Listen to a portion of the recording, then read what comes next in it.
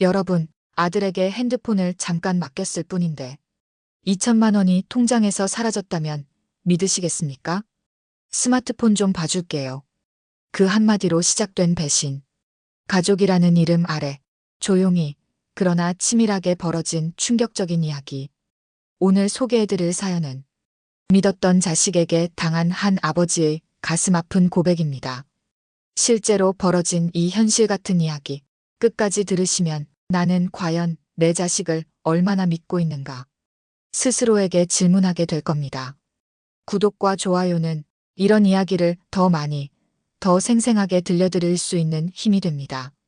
잊지 말고 꼭 눌러주세요. 안녕하세요. 저는 올해로 72이 된 평범한 노인입니다. 살다 보면 별일을 다 겪는다지만 제가 요즘 겪고 있는 이 일은 참 말문이 막힙니다. 제가 손으로 써내려가는 이 이야기, 누군가는 듣고 조심하시라고 사연을 보내봅니다. 저는 경기도 외곽에 있는 오래된 단독주택에서 혼자 살고 있습니다. 이 집은 아내와 함께 살던 보금자리였지요. 그 사람은 10년 전 겨울 조용히 제 곁을 떠났습니다. 폐암이었어요. 항암 치료며 뭐며 안 해본 게 없었지만 결국 저 혼자 남게 됐습니다. 처음엔 세상이 참 조용하더군요. 아내가 해주던 밥, 그 사람 특유의 말투, 설거지하는 물소리 하나까지 그립고 또 그리웠습니다. 그때부터였어요. 가계부를 손으로 쓰기 시작한 게 하루하루 뭐에 얼마 썼는지 꼼꼼히 적고 주말마다 은행에 가서 직접 통장 정리하고 그게 저한텐 하나의 생활이 됐습니다. 연금은 매달 꼬박꼬박 나오고요. 예전에 아내가 알뜰히 모아뒀던 적금이랑 보험도 있어 그럭저럭 불편함 없이 살고 있었습니다. 큰 돈을 쓸 일이 없으니 은행에 가는 것도 그리 자주 가진 않았고요. 저는 기계치라 인터넷 뱅킹, 스마트폰 그런 건 애초에 할 생각도 안 했습니다. 가끔 딸아이가 아빠도 이제 스마트폰 좀 제대로 써봐 하면 웃어넘기기 일쑤였죠. 자식은 둘 있습니다. 아들은 박진우, 42입니다. 결혼해서 따로 나가 살고 자영업을 하고 있다지만 자주 연락은 안 옵니다. 그래도 명절 때나 가끔 찾아와선 아빠 건강하시죠? 하며 살갑게 말 붙이고 가끔 선물을 사오는 날엔 괜히 마음이 뭉클하더군요. 그게 뭐 대단한 정이라도 된 듯 괜히 기특하다고 혼자 흐뭇해하고 그랬습니다. 딸 민정이는 38, 서울에서 직장 다니며 지내고 있습니다. 이 녀석은 그래도 자주 연락도 주고 아플 땐 약이라도 챙겨 보내주는 효심 깊은 아이입니다. 아빠, 요즘도 현금 들고 다니세요? 당연하지. 네가 모를 맛이 있어. 계산대 앞에서 지갑 여는 그 맛. 그렇게 농담도 주고받고 제가 세상에 혼자라는 생각이 들지 않게 해주는 딸이죠. 사람들이 그러더군요. 나이 들면 외롭다고. 맞는 말입니다. 하지만 저는 이 나름의 평온한 고요 속에서 나름대로 잘 지내고 있다고 생각했습니다. 혼자 밥을 먹고 혼자 거실 창밖으로 해지는 걸 바라보는 삶. 이게 나름 괜찮았어요. 자식들이 큰 문제 없이 지내고 저도 건강하게 살고 있으니 감사하다고 정말 그렇게 믿고 있었습니다. 그런데 그게 다 착각이었단 걸 너무 늦게 알아버렸네요. 그 일이 있기 전 진우 녀석은 오랜만에 집에 찾아왔습니다. 어느 토요일 오후였죠. 날이 좀 풀리기 시작할 무렵이었어요. 아빠 집은 여전하네요. 냄새도, 바닥도 그대로. 문 열고 들어서더니 능청스럽게 웃더군요. 그 말투가 괜히 반가웠습니다. 네가 안 바뀌었지. 집은 내가 닦고 광 내고 산다. 그렇죠. 아빠가 워낙 꼼꼼하시니까. 말은 그렇게 해도 녀석은 들어오자마자 소파에 털썩 앉아 발부터 벗더군요. 며느리는 안 보였고 혼자 왔다더군요. 그게 더 좋았어요. 며느리랑은 그리 정이 없거든요. 이야기를 나누다 말고 진우가 제 핸드폰을 슬쩍 들여다봤습니다.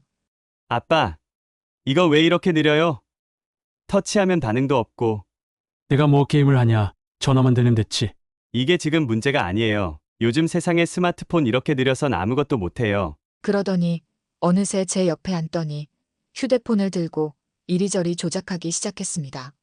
이런 건 다 지워야 해요. 앱 정리도 안 하셨어요? 그 말이 어쩐지 기분이 좀 상했지만 저도 모르게 그냥 웃어 넘겼습니다.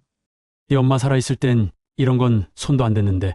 그러니까요. 요즘엔 이런 거 못하면 불편해요. 아빠가 뭘 잘 모르시니까 제가 정리해드릴게요. 이렇게 말하는데 괜히 뭐라 하기도 그렇고 그냥 그러라 했습니다. 그러더니 갑자기 화면에 뭘 설치하더라고요. 작은 글씨로 뭔가 뜨는 것도 있었고 문자도 오고. 이건 뭔데 자꾸 인증이 오냐? 아, 그냥 앱 설치하는 거예요. 요즘은 다 이렇게 해요. 걱정 마세요. 그냥 놔두세요. 진우는 자연스럽게 아주 익숙한 손놀림으로 제 폰을 조작했습니다. 그 순간에는 그저 요즘 애들은 빠르다 정도로만 생각했지요. 설마 그런 속셈이 숨어 있을 거라고는 상상도 못했습니다. 앱이 깔리고 화면이 깔끔하게 정리된 걸 보여주더니 봐요, 아빠. 이제 속도도 빨라지고 쓰기 편하실 거예요. 하면서 폰을 돌려줬습니다. 그런데도 뭐가 자꾸 달라진 느낌이었습니다. 아이콘 위치도 달라졌고 화면도 익숙치 않았어요. 이건 뭐가 뭔지 모르겠구나. 괜히 손대지 말 걸 그랬나? 아빠, 그냥 문자 오면 무시하시고 전화만 쓰시면 돼요. 진우는 그렇게 말하고는 씩 웃으며 방으로 들어가더군요. 그날 저녁 진우는 잠시 밖에 다녀온다며 나갔습니다. 그리고 몇 시간 뒤 돌아와선 피곤하다며 잠만 청했습니다. 그렇게 묘하게 바쁜 척, 무심한 척 행동하는 모습이 어딘가 낯설었지만 저는 괜한 생각이라며 머리를 흔들었습니다. 그저 다정하게 와준 아들이 고마웠던 겁니다. 그날 이후로 이상한 문자들이 자꾸 오기 시작했습니다. 처음엔 그냥 스팸인 줄 알았어요. 출금이 완료되었습니다. 신규 기기에서 로그인하셨습니다. 뭐 이런 문구들이 하루에 한두 번씩 오더군요. 내가 뭘 했다고 출금이야? 난 ATM도 안 갔는데. 혼잣말을 중얼이며 문자를 지우곤 했습니다. 글씨도 작고 버튼도 많고 괜히 잘못 눌렀다가 큰일 나는 건 아닐까 싶어서 아예 손도 안 댔죠. 며칠 후 딸 민정이 연락이 왔습니다. 아빠, 오늘 회사 쉬는 날이라서 잠깐 들러도 될까요? 그래, 와라. 마침 반찬거리도 좀 남았어. 민정이가 오랜만에 왔는데 제일 먼저 제 폰부터 만지더군요. 아빠, 폰에 알림이 엄청 많이 떠요. 이건 뭐예요? 몰라. 요즘 문자들이 시도 때도 없이 오더라고. 이거 보니까 뭔가 로그인 됐다는 것 같은데. 요즘은 광고도 저렇게 오는구나. 난 그냥 삭제만 해. 민정이는 뭔가 찜찜하다는 얼굴을 하다가도 에이, 그래도 요즘 별 이상한 앱도 많고 그냥 조심하세요. 그러고는 폰을 놓더군요. 그때도 전 진우가 며칠 전에 정리해줬다길래 뭐 괜찮겠지 하고 넘겼습니다. 그날 저녁 폰에 또 메시지가 떴습니다. 은행 모바일 앱에서 로그인되었습니다. 이름이 낯익은 은행이었습니다. 제가 통장을 만든 지 벌써 10수년 된 그곳. 로그인이라 내가 스마트폰으로 은행은 안 쓰는데 이상하다는 생각이 스쳐 지나갔지만 곧 또 다른 생각이 들었습니다. 혹시 진우가 깔아준 그 앱 때문인가? 그땐 다 괜찮다고 했잖아. 스스로 그렇게 말하며 넘겼습니다. 그게 얼마나 어리석은 선택이었는지 그땐 몰랐습니다. 며칠 뒤 동네 경로당에서 나눠준 스마트폰 안전교육 팜플렛을 보게 됐습니다. 수상한 문자나 알림은 반드시 자녀나 은행에 확인하세요. 거기에 붉은 글씨로 굵게 쓰여 있었죠. 순간 제 머리가 멍해졌습니다. 혹시 진짜 뭔가 잘못된 건 아닐까? 하지만 곧 고개를 저었습니다. 아무리 요즘 세상 믿을 놈 없다고 해도 내 자식은 아니겠지 싶었어요. 그날 밤 누웠다가도 문득문득 핸드폰 알림이 떠오르더군요. 작은 진동 하나에 심장이 쿵 하고 내려앉고 화면을 켰다 껐다 하며 혼자서 온갖 생각을 다 했습니다. 혹시 진우가 뭘 잘못 누른 건 아닐까? 아님 며느리가 뭐 해본 건가? 하지만 다음 날이면 또 괜히 스스로를 다독였습니다. 그렇게 제 마음속 의심은 하루 이틀, 그리고 한 달, 점점 더 깊은 그늘을 들이우기 시작했습니다. 얼마 전 동네 농협에 볼 일이 있어 나갔습니다.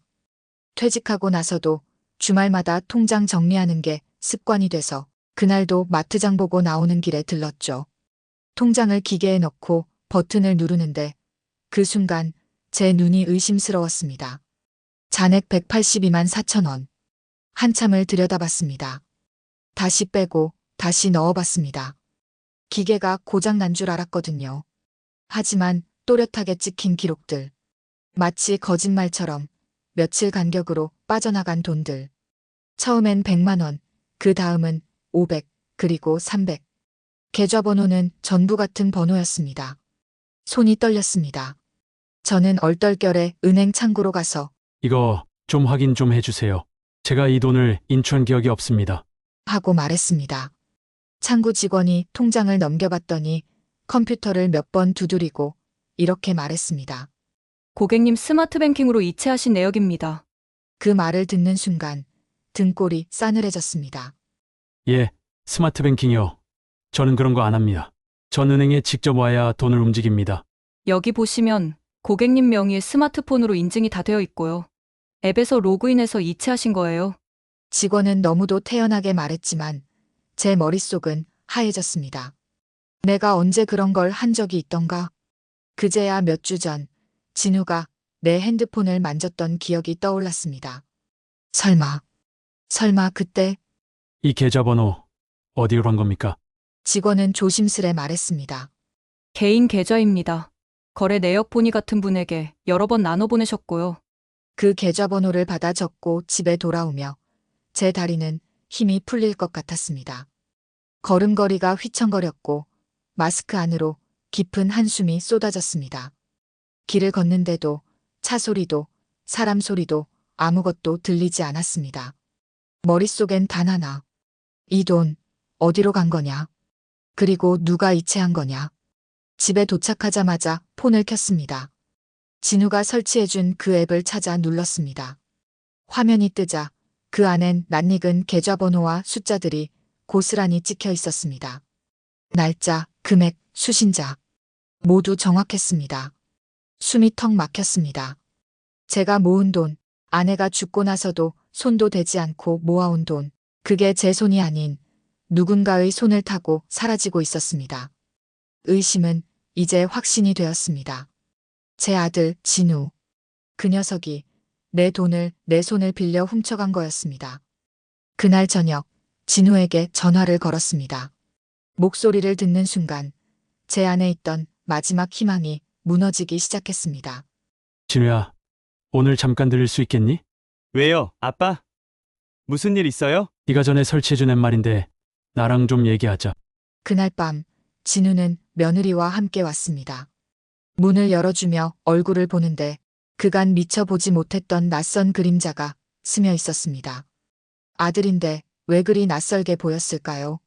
식탁에 마주 앉자마자 저는 바로 통장을 꺼내 보였습니다.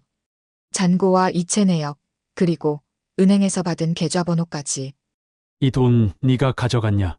진우는 잠시 말이 없더니 허탈하게 웃으며 말했습니다. 아빠 그거요. 그때 급하게 좀 필요해서 나중에 말하려고 했어요. 그래서 말했냐? 말하려고 했죠. 나중에 다시 넣어놓으려 했어요. 근데 아빠가 워낙 걱정하실까봐. 순간 뇌를 망치로 얻어맞는 느낌이었습니다. 그래놓고 아무렇지도 않게 말하는 저 표정. 내 자식이 맞나 싶을 정도로 낯설었습니다. 네가 어떻게 그럴 수가 있냐? 내 허락도 없이 내 돈을 내 통장에서 빼가? 아빠, 그거 나중에 돌려드릴 거였어요. 진짜예요. 지금 가게 사정이 좀 안 좋아서 진짜 잠깐만 쓰려고 한 거예요. 그때 며느리 윤정이가 방에서 나왔습니다. 아무 말도 없이 상황을 지켜보던 그녀는 제 얼굴을 똑바로 보며 이렇게 말했습니다. 아버님, 어차피 나중에 드릴 돈인데 뭘 그렇게 따져요? 뭐라고? 아니, 아들이 힘든 상황이면 도와줘야 하는 거 아닌가요? 어차피 가족끼리인데. 그 말에 저는 숨이 막혔습니다. 가족이기 때문에 아무 말도 없이 내 돈을 가져가도 된다는 건가? 그 말이 가족이라는 이름으로 합리화되는 세상인가? 가족이라서 허락도 없이 이럴 수 있는 거냐? 제 목소리는 떨렸고 가슴 한가운데가 푹 꺼지는 기분이었습니다. 진우는 고개를 숙였고 윤정은 한숨을 쉬며 다시 방으로 들어갔습니다. 남겨진 건 말없이 앉아있는 저와 제 앞에 앉은 더 이상 믿을 수 없는 제 아들이었습니다. 그날 밤 저는 밥을 못 먹었습니다. 눈을 감아도 그 계좌번호가 떠오르고 통장에서 빠져나간 돈들이 하나하나 머릿속에 숫자로 새겨졌습니다. 침대에 누워서도 생각이 꼬리에 꼬리를 물었습니다. 내가 도대체 뭘 그렇게 잘못했나? 믿은 게 죄라면 나는 죄인이다. 그날 이후로 저는 한동안 사람을 만날 수 없었습니다. 시장에 나가도 경로당에 들러도 집으로 돌아오는 길마다 제 자신이 어딘가 더럽혀진 느낌이 들었어요. 무엇보다 누구한테 하소연도 못하는 게 너무 슬펐어요. 자식이 몰래 돈 가져갔다고 누구한테 말을 하겠어요. 믿었던 자식한테, 그것도 피부치한테. 허락도 없이 통장을 털린 그 사건이 제 가슴을 죄고 또 죄더군요. 며칠을 밥숟가락도 못 들고 앉아 있었습니다. 전자레인지에 돌린 반찬들이 식탁에 그대로 놓여 있다가 상했고 제가 아껴 쓰던 묵은지조차 손이 가지 않았습니다. 이대로 이렇게 살다간 병 나겠다 싶어서 스스로를 억지로 일으켰습니다. 가장 먼저 한 일은 스마트 뱅킹 해지였습니다. 진우가 깔아놓은 그 앱을 열고 고객센터에 전화를 걸어 다 해지해 주이소. 난 이런 거 못 씁니다. 목소리가 덜덜 떨려서인지 상담원도 조심스럽게 응대하더군요. 며칠 뒤 직접 은행에도 가서 모든 계좌 비밀번호를 전면 변경했습니다. 기존에 쓰던 비번이 아내 생일이었던 게 마음에 걸렸습니다. 그조차 진우가 알았을 테니까요. 그날 저는 한 권의 노트를 따로 꺼냈습니다. 그동안 써오던 가계부와는 별도로 이제부터 내 돈은 내 손으로만 지킨다는 생각으로 은행 연락처, 잔고, 계좌 종류, 비밀번호 변경 일자까지 일일이 손글씨로 써내려갔습니다. 펜촉이 종이에 닿을 때마다 마치 제 의지가 종이에 박히는 느낌이 들었습니다. 며칠을 지나면서 아들과는 연락을 끊었습니다. 문자도 전화도 받지 않았고 카카오톡은 아예 보지를 않았습니다. 그런데도 진우는 아무 연락도 없더군요. 그게 더 서글펐습니다. 돈을 빼간 자식이 한마디 사과 없이 조용하다는 게 무섭고 또 무서웠습니다. 그 즈음 딸 민정에게 카카오톡으로 조심스레 말을 꺼냈습니다. 민정아, 아빠가 말 안 했던 일 있는데 좀 도와줄 수 있겠니? 아빠, 무슨 일이에요? 괜찮아요? 괜찮진 않다. 나중에 통화하자. 그리고 통화에서 저는 조심스레 진우의 짓을 털어놨습니다. 민정이는 말을 잇지 못하다가 조용히 말했습니다. 아빠, 제가 도와드릴게요. 앞으로 그런 일 없게. 내가 너한테 짐 지우려는 게 아니다. 다만 나도 준비는 해야겠다. 그날 이후 저는 남은 자산 일부를 딸 민정 명의로 분산하기 시작했습니다. 적금도 예금도 비상금 통장까지 새로 만들어 민정에게 함께 관리해달라고 했습니다. 믿을 사람은 결국 그 아이 하나뿐이라는 걸 이제야 알겠더군요. 그 일 이후로 한참을 조용히 지냈습니다. 전화도 차단해놨고 연락도 오지 않으니 그럭저럭 마음도 가라앉는 듯 했지요. 혼자 지내는 집안이 처음엔 더 적막하게 느껴졌지만 며칠 지나니 그 적막이 오히려 위안이 되더군요. 적어도 또 뭘 빼앗길 일은 없을 테니까요. 그러던 어느 날이었습니다. 차단해둔 번호 말고 모르는 번호로 전화가 왔습니다. 받지 않을까 하다 이상하게도 그날따라 눌러버렸습니다. 아빠 나야. 진우. 그 목소리를 듣자마자 등줄기를 따라 한기가 훅 끼쳤습니다. 그리운 감정은 단 한 톨도 없었습니다. 오히려 다시는 듣고 싶지 않았던 소리였습니다. 번호를 바꿨냐? 그게 아빠가 연락이 안 되길래. 그래서 무슨 일이냐? 조용한 침묵이 잠시 흘렀습니다. 전화기 너머로 진우가 깊게 숨을 들이마시는 소리가 들렸고 이내 익숙한 말투가 다시 시작됐습니다.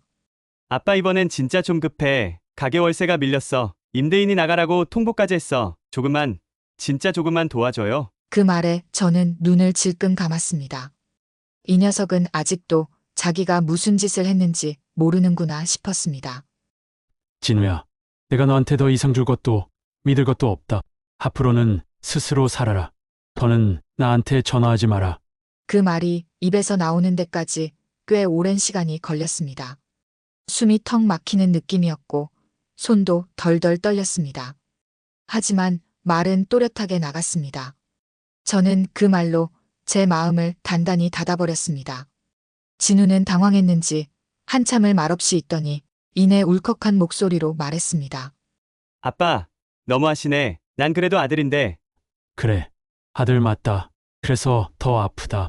아니었으면 진작에 신고했겠지. 그 말에 전화는 뚝 끊겼습니다. 그 뒤로 진우는 다시 연락하지 않았습니다. 그렇다고 미안하다는 문자 하나, 카톡 한 줄 온 적 없습니다. 나는 그날 이후로 또 한 번 다짐했습니다. 절대 흔들리지 말자. 사람이란 한 번 믿음을 깬 놈은 다시 그걸 짜맞추지 않는다. 아내의 영정사진 앞에 앉아 나는 조용히 말했습니다. 여보, 내가 잘하고 있는 거지? 당신 살아있었다면 그냥 참아보자고 했을까? 사진 속 웃고 있는 그녀는 말이 없었지만 나는 그 미소를 보며 고개를 끄덕였습니다. 그래, 이젠 지켜야 할 건 자식이 아니라 내 마음이었으니까요. 진우와의 마지막 통화 이후 제 안엔 어떤 감정도 남지 않았습니다. 서운함도 분노도 다 지나간 감정이더군요. 그저 하나 남은 건 이제는 나라도 나를 지켜야 한다는 생각이었습니다. 그날 밤 저는 오래된 철제 서랍을 열었습니다. 아내가 살아있을 때부터 차곡차곡 정리해 두었던 서류들, 보험증서, 적금 통장, 임대계약서까지. 세월이 묻은 종이 냄새가 코끝을 찌르더군요. 그 안에서 아내의 손길이 느껴졌습니다. 여보, 나 이제라도 정신 차릴게. 이 돈, 이 재산 아무나한테 맡기지 않을게. 다음 날 민정이에게 조심스레 전화를 걸었습니다. 민정아, 이번 주에 시간 좀 낼 수 있겠니? 응. 아빠 무슨 일이에요? 병원 가세요? 그런 건 아니고 같이 은행 좀 가자. 전화를 끊고 나니 묘하게 가슴이 따뜻해지더군요. 누군가에게 다시 마음을 내보인다는 건 쉬운 일이 아니었습니다. 며칠 뒤 민정이 회사 조퇴하고 왔습니다. 직접 운전해서 제 집 앞으로 와선 차에서 내리자마자 가방을 열고 보온병을 꺼냈습니다. 아빠, 요즘 밥 잘 안 드신다며? 이거 미역죽이에요. 그 말에 괜히 코끝이 찡해졌습니다. 내가 무슨 산모냐. 미역죽은 그러니까 더 드셔야죠. 저는 그날 민정이 손을 꼭 잡고 은행으로 갔습니다. 직원 앞에서 모든 적금과 보험의 수령인을 변경하고 비상금 통장도 새로 만들어 딸 명의로 등록했습니다. 아버님, 혹시 이유 여쭤봐도 될까요? 큰 돈이 아니라 괜찮긴 한데 이렇게 5천만 원이 넘어가면 증여세가 나갈 수 있어요. 은행 직원이 묻길래 저는 그냥 조용히 웃었습니다. 이제 믿을 수 있는 사람한테 맡기려 합니다. 그 말에 민정이 고개를 숙이며 손을 꼭 쥐었습니다. 그날 저녁 우리는 같이 국수 한 그릇을 나눠 먹었습니다. 민정은 조심스레 말했습니다. 아빠, 진우 오빠는 이제 어떻게 하실 거예요? 아무것도. 내가 해줄 수 있는 건 이제 없어. 줄 것도 줄 마음도 다 끝났다. 민정은 말없이 고개를 끄덕였습니다. 그 눈빛 속엔 아버지를 향한 안쓰러움과 믿음이 동시에 비쳤습니다. 민정아, 혹시라도 나중에 내 오빠가 너한테 연락하거든. 절대 돈 얘기 나오면 끊어라. 네가 그럴 아이는 아닌 줄 알지만 알겠어요. 아빠, 그 사람은 가족이 아니라 그냥 아빠 돈 가져간 사람이에요. 그 말에 저는 웃었습니다. 한쪽 가슴은 아팠지만 다른 한쪽은 묘하게 편안해졌습니다. 믿을 수 있는 사람에게 남은 걸 맡겼다는 안도감이랄까. 그날 밤 잠자리에 누우니 아내가 꿈에 나왔습니다. 말은 없었지만 분홍색 가디건을 입고 그 특유의 눈웃음을 지으며 고개를 끄덕여 주더군요. 그래, 여보. 나 잘하고 있지? 그날 이후로 진우는 다시 연락을 해오지 않았습니다. 전화도 문자도 아무 말도 없이 사라졌죠. 제가 차단해놨던 번호는 그대로였고 민정이 말로는 가게도 접고 지금은 일용직을 전전한다더군요. 그래도 저는 일부러 묻지 않았습니다. 그 아이가 지금 어디서 뭘 하고 있든 더는 제 관심 바깥이니까요. 오히려 마음은 한결 편안해졌습니다. 텅 빈 거실도 더 이상 쓸쓸하지 않았고 밥상머리에 앉아 혼자 국을 떠먹는 시간도 조용하고 좋았습니다. 매일 아침 일어나면 마당에 물을 뿌리고 화분을 돌보고 작은 일기장에 하루하루를 적는 게 일상이 되었죠. 한 번은 경로당에 갔다가 누군가 물었습니다. 아유, 어르신, 요즘 아드님은 잘 지내세요? 그 말에 저는 피식 웃으며 고개를 저었습니다. 모릅니다. 이제 제 자식 아닙니다. 에이, 무슨 그런 말씀을. 피부치라고 다 가족은 아니더이다. 그 말을 하고 돌아서는 제 뒷모습이 스스로 봐도 단단해진 느낌이 들었습니다. 예전 같았으면 목이 메었을 그 말이 이젠 담담하게 나오더군요. 요즘은 민정이가 주말마다 영상통화를 걸어옵니다. 바쁜 와중에도 아빠 뭐 드셨어요? 얼굴 좋아 보여요. 이런 소리 들으면 속이 다 편안해집니다. 어느 날은 멀리서 김밥을 싸들고 올라와선 마당에서 돗자리 펴고 저랑 둘이 도시락을 나눠 먹기도 했죠. 아빠, 요즘은 좀 행복하세요? 그래, 이게 평온이라는 거겠지. 돈도 명예도 필요 없습니다. 이 나이쯤 되면 믿을 수 있는 한 사람만 곁에 있어도 그게 복이고 그게 삶의 버팀목이란 걸 절실히 느낍니다. 진우에게 빼앗긴 건 단지 돈만이 아니었습니다. 믿음, 정, 그리고 지난 시간을 향한 자부심까지. 하지만 그 무너진 마음을 민정이 덕에 다시 쌓을 수 있었습니다. 이제 제 통장은 제 손안에 있습니다. 스마트 뱅킹도 없습니다. 현금이든 적금이든 뭐든지 제가 직접 가서 확인하고 누구에게도 넘기지 않기로 다짐했습니다. 그렇게 저는 스스로를 지키며 살아갑니다. 비록 자식 하나는 잃었지만 남은 시간만큼은 당하고 살지 않기로 마음먹었습니다. 마지막으로 이 이야기를 듣고 계신 분들께 말씀드리고 싶습니다. 자식이라고 무조건 믿지 마십시오. 사람이 부모를 이용하는 순간 그건 자식이 아니라 남입니다. 가족이라는 이름 뒤에 숨은 욕심을 너무 늦게 알아채지 마십시오. 저는 이제야 알았습니다. 사람이 자신을 지키는 법은 믿음을 거둘 때 시작된다는 걸요.